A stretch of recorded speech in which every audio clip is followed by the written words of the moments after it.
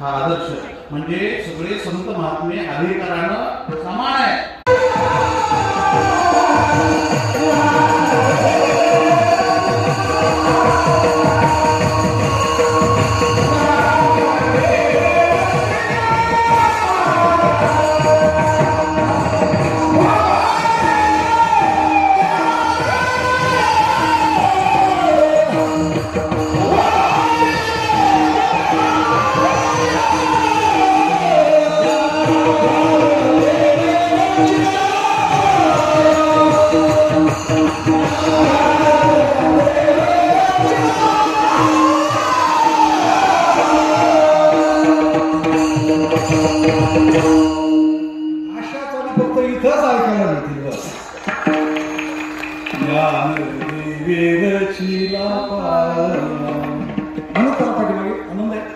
आता आपण मधल्या काळापर्यंत आलो, ज्ञानोबाच्या काळापर्यंत ज्ञानदेवी रचना पाया हे याच्यावर चिंतन विस्तार नाही करायचं आपल्याला.